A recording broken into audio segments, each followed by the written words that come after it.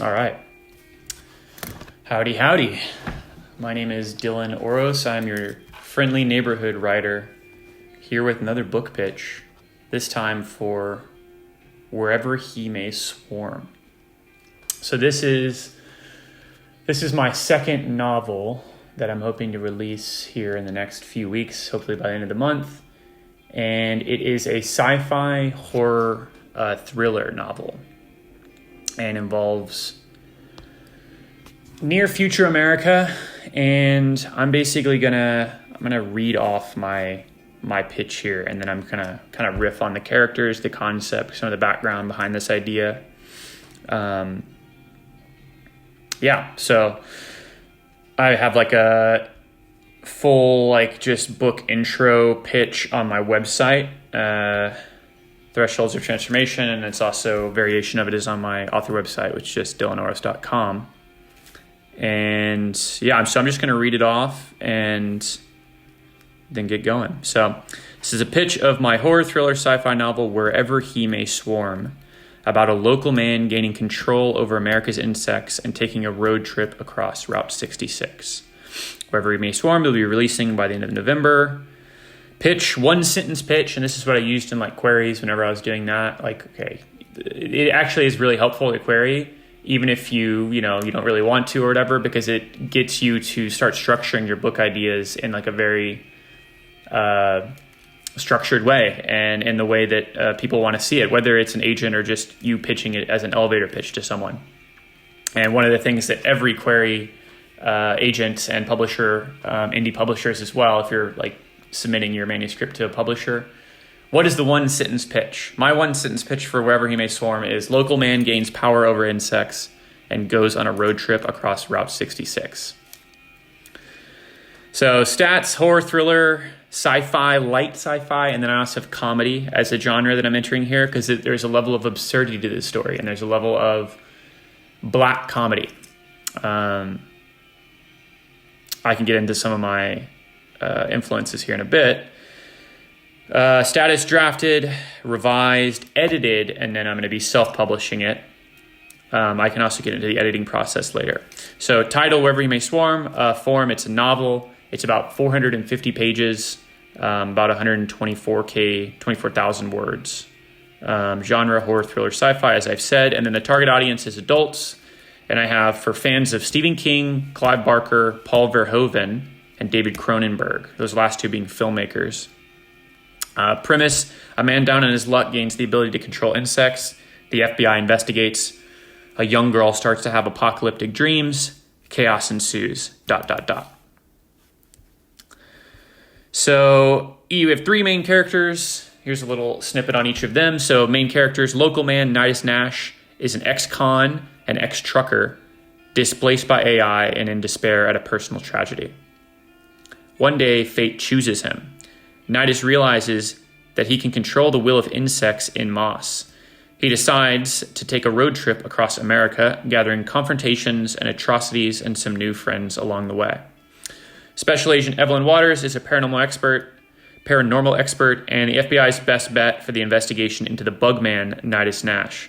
Her and a hand-picked team try to get a read on Nidus's powers and box him in for capture. However, a mysterious entity within the U.S. government restricts the investigation and alters the strategic board with secret agents of their own.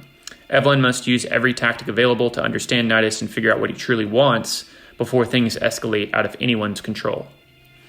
Third character, online blogger Anita Ramirez, is 15 years old and starting out her summer vacation. She lives in Lake Placid, New York, and her parents love her very much. Mom is on book tour and dad is baking cookies. Anita's good grades have earned her a summer of leisure. Mom and dad appreciate her help most in the garden, where she wields an especially green thumb. Anita secretly conspires nightly with the realm of fungi, her very soul somehow psychically connected to America's mushroom networks. Soon, Anita starts to detect the rise of Nidus's swarms in the Southwest and suffers from apocalyptic dreams of a world returned to nature. Wherever He May Swarm is a horror, thriller, action, satire dealing with the prospect of the Holocene extinction touching down on insects or humanity next. Follow Nidus Nash on a road trip across an alternate future America where the insects are striking back against the Empire. So that is the pitch, and I have a little bit of additional information here that I'll go through. Wherever He May Swarm is a horror thriller comedy novel with light sci-fi elements set in alternate future America with self-driving trucks, grid cities, and paranormalities such as the possibility of telepathy and telekinesis. A down on his luck man named Nidus Nash gains the ability to control insects and decides to go on a road trip across Route 66. FBI special agent and parapsychological expert Evelyn Waters forms a team to investigate. However, she and the FBI are soon undermined by mysterious forces within the government that seek to use Nidus's preternatural powers for their own gain. Elsewhere, a young girl named Anita Ramirez embarks on summer vacation. She carries an unconscious connection to the world of fungi and starts to have apocalyptic dreams. A tense and comedic showdown plays out between Nidus, the American landscape itself, and the full might of the U.S. military-industrial complex. Wherever He May Swarm features a fast-paced blend of action, suspense, and sectile ultra-violence, that's a mouthful, and a satirical take on conspiracy culture, the American empire, and mankind's endless battle versus Mother Nature. The story explores themes of postmodern individualism, government control, technological surveillance, and the natural world destruction and mass insect death of the ongoing Holocene extinction. I am very much inspired equally by Stephen King and Clive Barker in terms of character-based horror odysseys, as well as David Cronenberg and Paul Verhoeven regarding the potential black comedy of otherworldly transformations and imperial hyperviolence. You can read chapters 1 through 3 on Zpunk, my Substack. And yes, that's true, you can. So that is, and I have a few unhinged pitches down here, but that is the pitch. I'm going to go get my coffee. One moment.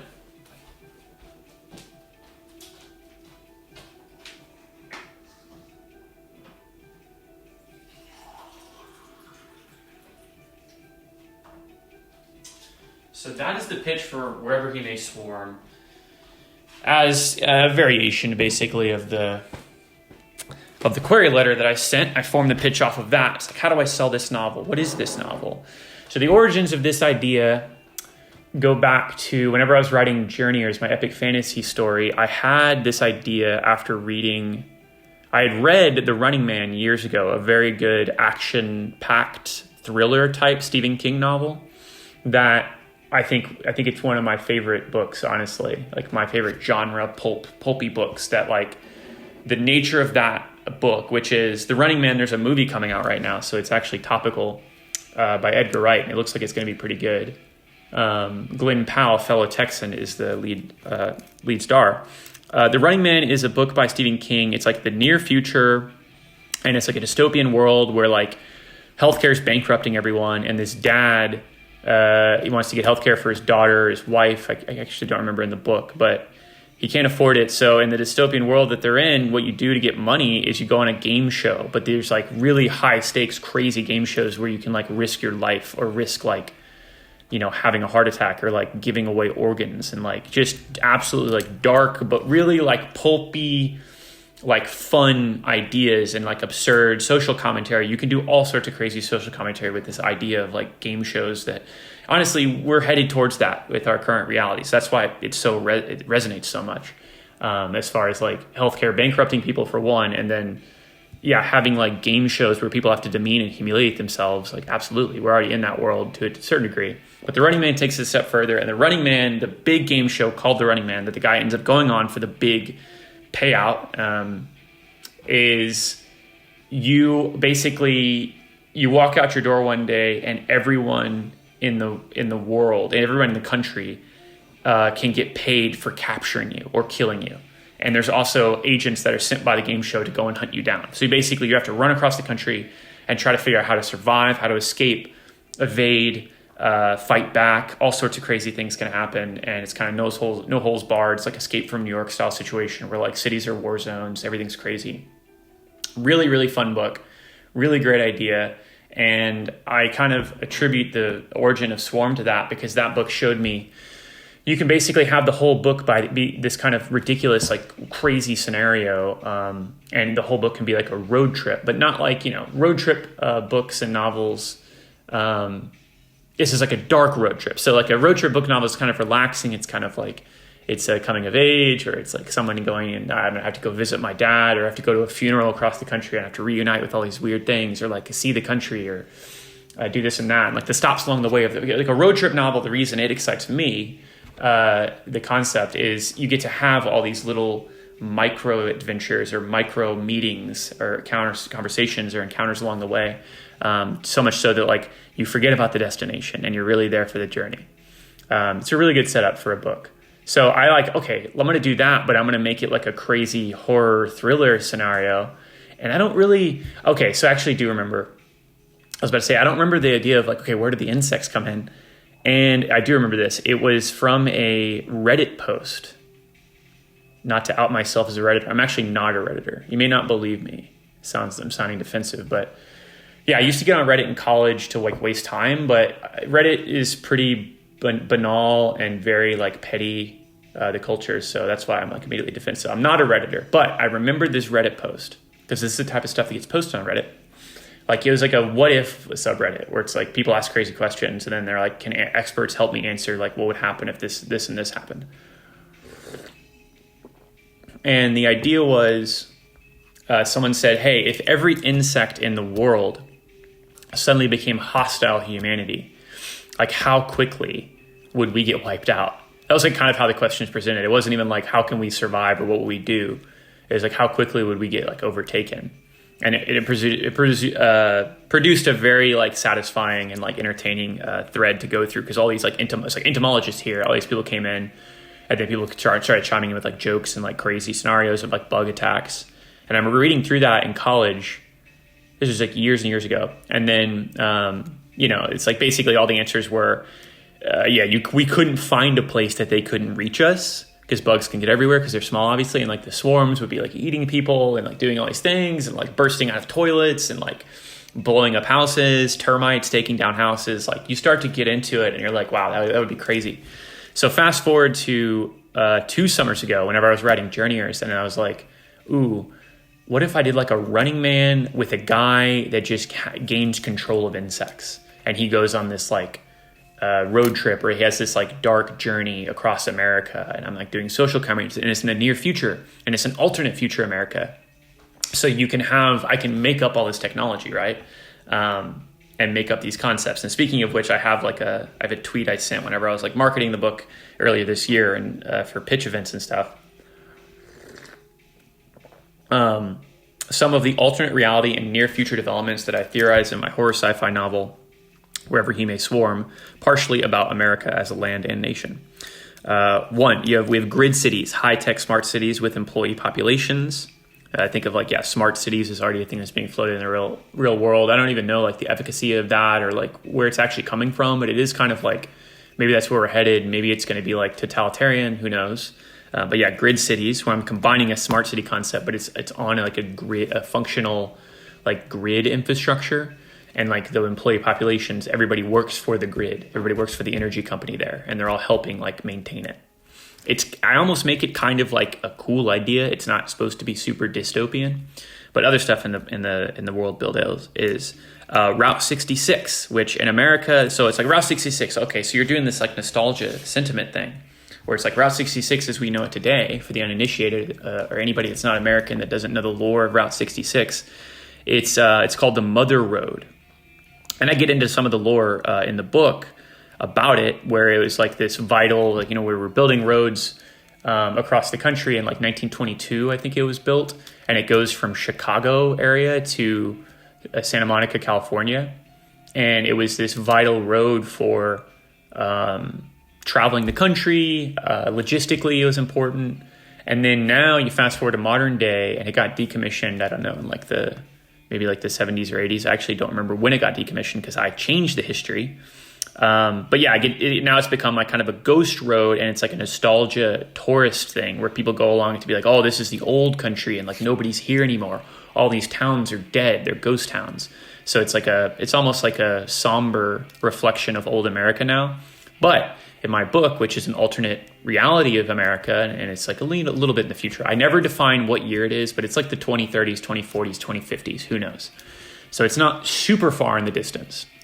But in this alternate future, Route 66, Goes from Santa Monica, California, same, but it goes to New York, or New Jersey technically, but the New York area.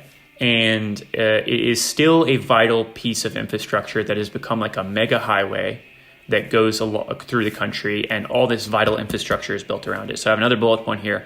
Route 66 as a modern vein of vital food, energy, and military infrastructure. There's also farmland all around it. So it's like this main vein through America, and it provides all the logistics and like vital infrastructure, health infrastructure, and like transportation infrastructure throughout the country and to the coasts.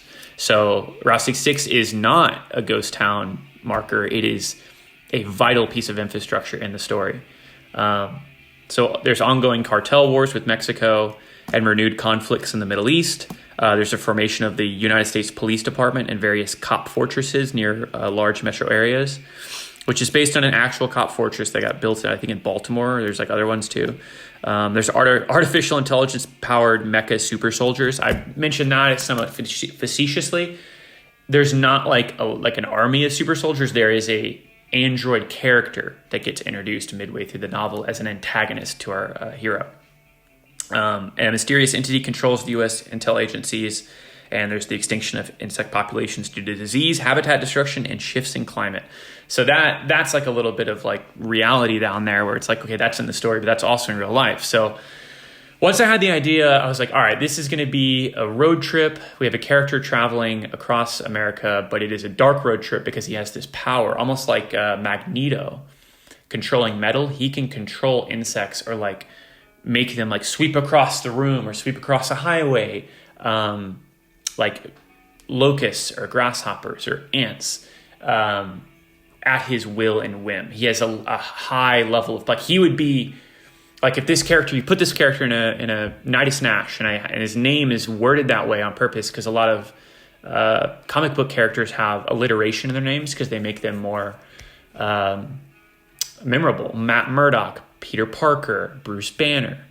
I use the name Nidus Nash because I'm like, this is essentially, I'm trying to create my own Marvel supervillain or anti-hero, because part of his journey is like, how is he good or evil? Is he a hero or villain? Is he someone that we can relate to, or is he someone that we're repulsed by?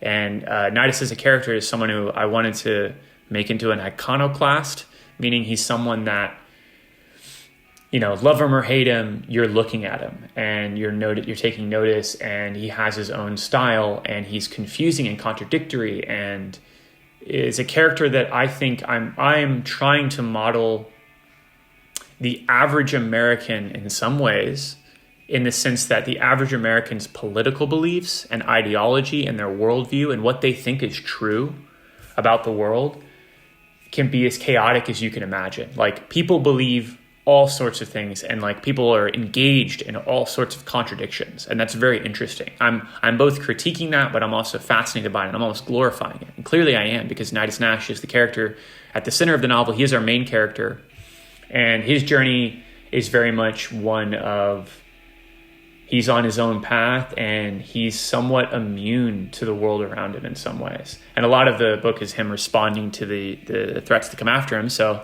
one of those threats is the FBI. So there's the FBI investigation side, and that's led by our main character of the FBI, Evelyn Waters. So she is a character. Nidus Nash is 39. I'm going to say Evelyn Waters, I never define her age, but she's like 33, 34, mid-30s.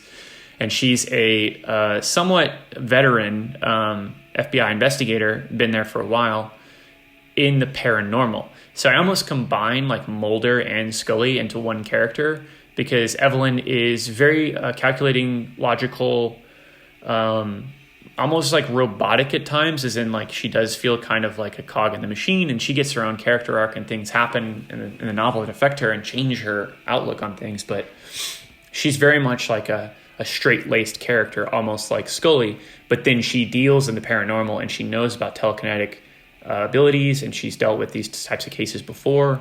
So she's not super shocked, and she is willing to believe and engage in that world, because in the reality of the story is like, it exists, and there's things that are happening all the time. So she has the spooky Mulder extrasensory perceptions as well.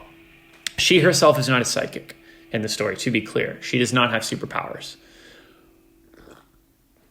But there is a character that does, and that's the third main character, Anita Ramirez. So Anita Ramirez, originally I was going to have a group of kids, almost like Stranger Things style, like across the country. So like the story starts in Santa Monica, that's where Nidus is, and then you can read the first chapter on Z-Punk. I don't want to go through a summary of it here, but basically he gets caught in a situation. He has these powers. They're very dangerous. He gets caught in a situation. People die, and he has to go on the run. He has to go on the lam.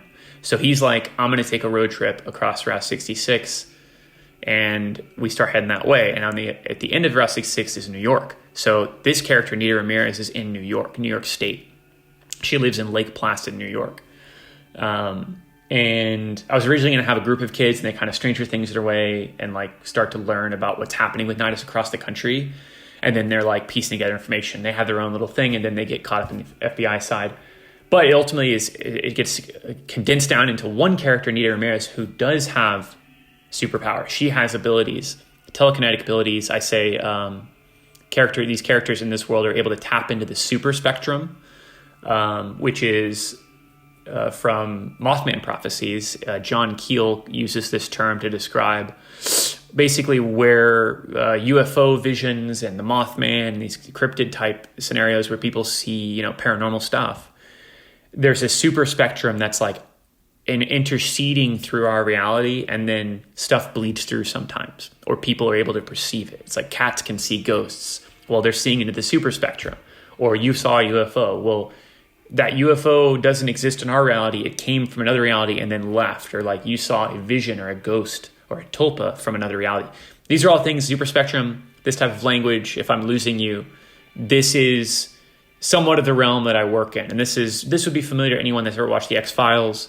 They deal in topics like this all the time, or has read the Mothman Prophecies, or dealt with the paranormal subjects. Talked about ectoplasm, that type of shit, right? I love this shit. And I'm actually somewhat of a novice in this. I've actually learned about it over the course of writing this book and reading some more of these types of texts.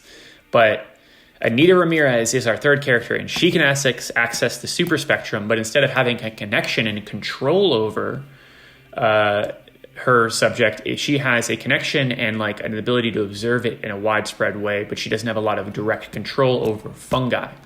So she comes in as a character because, as far as my outlining and my process, insects and fungi as life forms are the two most vital detritivores, or the source of how things decompose and break down in the world. Fungi and insects feed on dead things, basically. They help cycle the nitrogen and the carbon of the world into, new things. It's like forests and plant life cannot function without insects and fungi, obviously, and neither can human life. And fungi, you could make some arguments, and like they do kind of get into a lot of this in Last of Us, as far as like the concept of a fungi, like the fungi pandemic being like world ending if it was able to like make the jump into like having humans as hosts. But the concept there is like that's a supernatural level of power, but fungi do have supernatural levels of power in the sense that they allow plants to exist. Basically, they precede plants. They can survive in space in insane conditions. They have the ability to influence the consciousness of insects and human beings deeply. They're deeply involved in our medicine and our food. And fungi are like interconnected, and like the level of interconnections inside of forests, for example, allow the forest to become healthier and stronger and grow more. And they also like basically resemble the connections of fungi, the mycorrhizae, the hyphae, these shoots and interconnections underneath the soil that bring plant roots together, but also allow the fungi to communicate with each other. If you want a mind bender, mind blaster, go Google the World Wood Web, or read Wherever Me Is More, because I get into it in my book. But the Wood Wide Web, I think is the term. Google that. There's some good articles on it, but it's this idea I'm talking about, the fungi interconnecting the forest and sending signals, not just like sharing nutrients and like helping each other grow. Like that's all happening, the nutrient stuff. But they're also able to communicate, hey, there's this thing, there's a disease over here in the forest at tree B4, or there's insects attacking this plant at C3. And then they send, by sending those signals, they send nutrients, or they like alter the like currents of the forest to deal with that threat, right? So this, you have to understand, this is a core concept with me like writing this whole novel, because Anita, basically, she's an online blogger and she's kind of like a savant. I basically make her kind of like autistic, hyper intelligent, but she's very like alone. She's like lives in solitude. Her parents like love her because she's, you know, she's great and she's her daughter, but like they're like the main conflict with their parents is basically they're concerned about she's not getting out enough. She doesn't have enough friends. So she starts like she's like a blogger about mycology, or the study of fungi. And she starts to notice, once Nidus's journey begins over in Southern California, and like he's gathering his swarms and he's traveling across the country, and it's like these different events start happening, and insects movements are happening, and insects are attacking things and like stealing food from towns, and these weird things start happening down there. And then the FBI is investigating that. We start to get to know the FBI agents, of which there's a team of 4, in addition to Evelyn. And then Anita starts blogging about it, and then basically the FBI is able to locate her, knowing things that kind of like they don't even know, or she's calling the shots on like what's happening next as far as Nidus's journey. And then they bring her onto the investigation. So it's all a roundabout way of saying basically the 2 poles of the story are Nidus's journey and the things he encounters along the way. And like we get into like he's getting attacked by the police, the military, bounty hunters, like different things start coming after him. And it's almost like he doesn't even fully know everything his insects are doing. So he's on this like kind of multivariate journey. And then we have the investigators, Evelyn, and then later on Anita joins the investigation, and they're trying to like track Nidus, understand him. And then there's this mysterious force within the government that basically like, it's not just about like stopping Nidus, it's about learning about his powers, observing him, and then also trying to capture him, because they want to use him as a like, they want to take control of his power because it's clearly useful and beneficial. It's like you can direct insects to do things. So yeah, the story becomes this road trip where you have the investigation side and the Nidus side. And yeah, basically it's very much an episodic story. Like I've described it to friends, and they basically say, I could see this being like a TV show, like an HBO series, like 1-hour episodes, right? So I have like 30 chapters, it's 450 pages. So you're looking at, you know, that's a lot of events. That's a lot of, there's a lot of stops along the way. I think I counted, like, I think I go through 11 states. Like I have like plot events in 11 different states because certain things happen along the journey. He goes to different places. But I guess to describe some of like my major influences and like what type of story it is otherwise is Clive Barker is someone I come to mind as far as like reading his books and reading like Weave World in particular. Imagica is another epic Barker book, in addition to the Books of Blood. A lot of people think of Books of Blood and Hellraiser, but Clive Barker is such an imaginative, like magical realism and fantastique genre writer, where he's dealing with like, you know, like the Imagica is about, there's like a 5th dimension. There's different like dimensions that are like through the walls of everyday reality where characters come in. Like there's an assassin that like botches an assassination on someone, but they discover this person. He's like a shapeshifter. And then it's like, okay, there's a whole other world out there. This is the type of stories that like I'm always fascinated by. And then Clive Barker, just as a writer, is such like a brilliant linguist and prose writer. So Clive Barker, as far as someone who gets into the mystical aspects of everyday reality, David Lynch is another influence here, where it's like you can have like kind of, you can use like Americana, like American contemporary society with a bend toward the occult, which I really love. So those are very much influences. And then I use example of like RoboCop, Verhoeven, and then The Fly by Cronenberg as examples of stories that I find like endlessly fascinating and creative, but also just like very like fun and like poppy, pulpy stories where like you can flip on RoboCop or The Fly, you know, not having a strong stomach notwithstanding, for The Fly, because how like gory it is and the practical effects. But like those are such great fun movies that are easy to enjoy while also dealing with very complex, powerful topics about, The Fly is about personal transformation and, basically being someone who like devotes your life to something so like clearly and then having it work, but like bending it in such a way where it becomes like it's a Frankenstein story, right? It's like, oh, I want this thing so bad. And then you get it and you're like, oh my God, I've created a monster. I am the monster in that sense. And it's just a great like love story. Like The Fly is like, it's like watching like a partner go through a cancer or like a deathly illness that's going to end up killing them and having to watch them deteriorate. That's also what it's about. And I think that's very powerful and relatable to almost everyone at one point in their life. So The Fly is like a masterpiece. And it actually took me a long time to watch that movie because, funnily enough, I got spoiled on that movie when I was a kid because I used to watch VH1s. Like I love the 90s, I love the 80s. And then the I love the 80s, one of the topics that comes up is The Fly because it was such a cultural, like The Fly was a huge movie. I think that's like Cronenberg's biggest movie for sure. I don't know if it's his best movie. I mean, Videodrome, like I could have a whole video about that, but it probably is his best movie in my opinion. And Goldblum's a god in it, but basically, The Fly is a perfect example of how you can use extreme situations, but still have it be super relatable. And then also just have it be this like really pulpy, like fun, like Goldblum makes that movie because he's such like a fun character.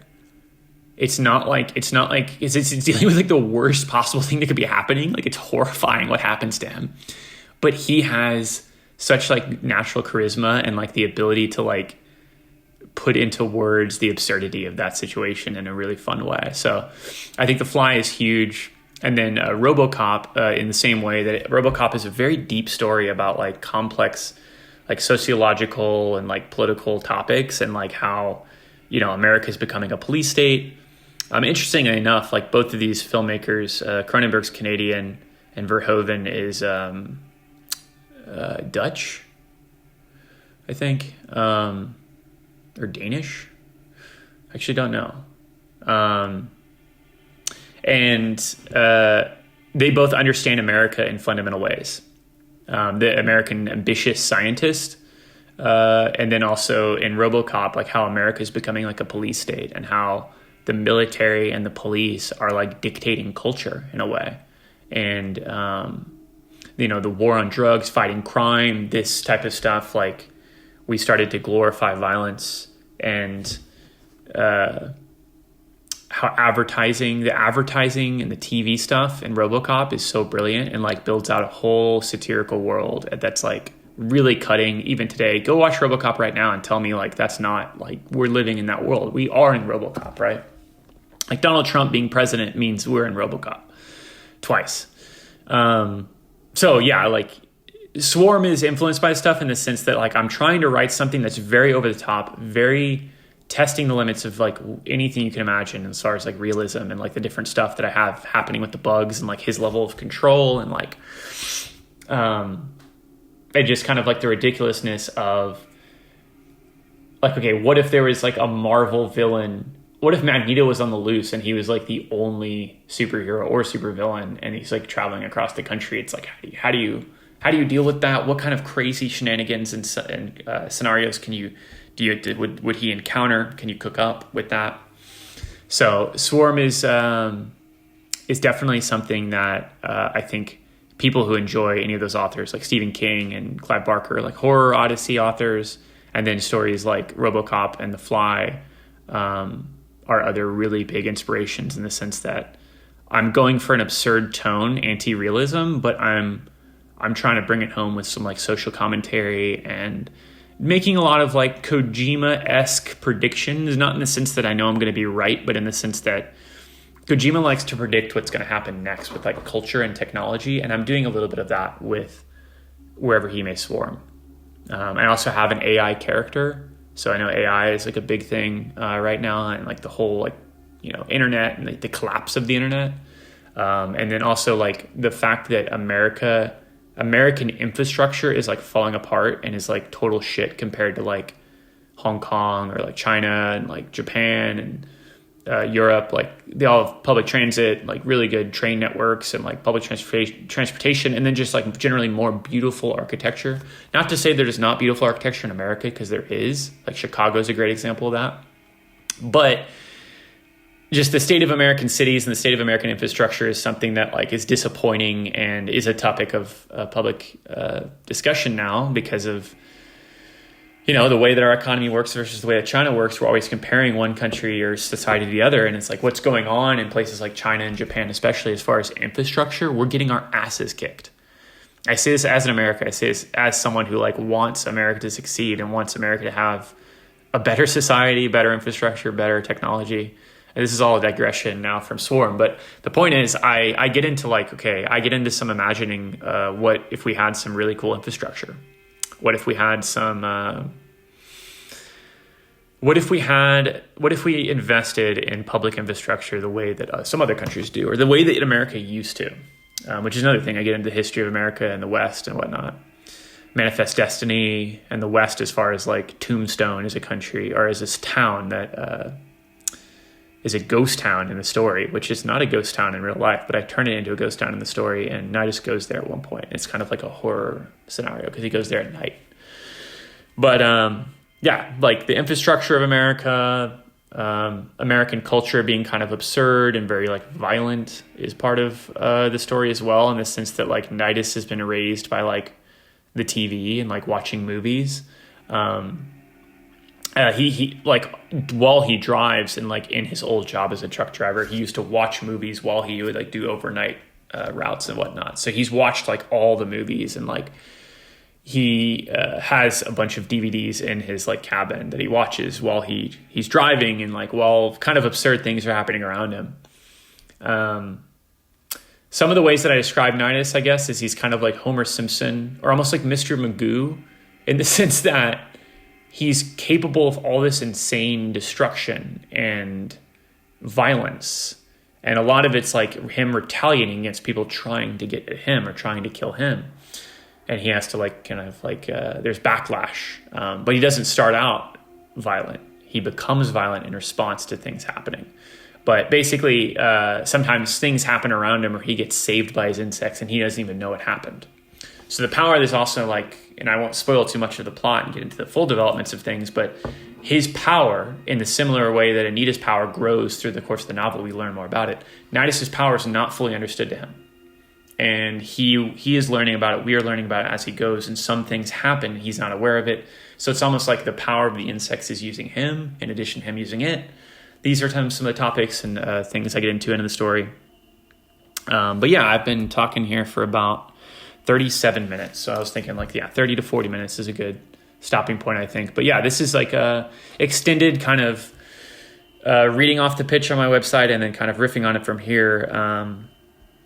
The only other thing I would add, I guess, to close this off is, another animating factor for me, I have this infographic on like insect extinctions and the Holocene extinction, which I bring up in my pitch. So if you're not familiar with that, the Holocene extinction is like the kind of degree of increased animal and insect and just organic life extinctions that are happening in the current time period that we're living in, which I don't know the beginning and end of the Holocene, but it's the latest like epoch. We're in the Holocene epoch. So it's like, you know, the latest period of time going back to like, I don't know, whenever human industrial stuff started happening, and we expanded our population and technology and all that. Ever since the Holocene extinction has been going on, there's been all sorts of plant, animal, insects that have died off, or the populations are getting decimated. And the reasons are, droughts, fires, deforestation, pollution, urban industrial like expansion destroys habitats and disrupts nature. You know, this is all obvious stuff. And then global warming, climate change, there's all this controversy about that. It's become this political topic. I talk about and directly deal with climate change as like a phenomenon that's going on in wherever he may swarm, but it's not like a major like plot point or anything, but it is something that Anita's concerned about because she's 15 in this world. She's a young person. She's concerned about the future, and she happens to have this insight into the natural world with her like fungal connections and understanding like how fungi works and like being very educated on the topic too. So I get into climate change through her, but other than that, as far as like the fact of insects going extinct, and like people talk about the bees as like a flagship topic on this topic, as far as like if the bees go, we lose pollinators, we start to lose food chain, and like, yeah, that could break down all of the ecosystem. So another major animating factor for me writing Swarm and writing about these topics and writing about not just the death of insects and the global threats to populations, animal and plant populations as well. I also talk about the military-industrial complex and the military in general, and like the military assets and military culture in this book as well, because the military-industrial complex and like the global like America hegemon machine of like all the corporate private partnerships and all this stuff, like that's really the like bones and like the meaty structure that controls the world and therefore contributes to habitat destruction, cutting down the rainforest, like droughts, like these things that are happening because we're like pumping the machine and like trying to make as much money and exploit the resources as fast as possible. You know, all these things are happening.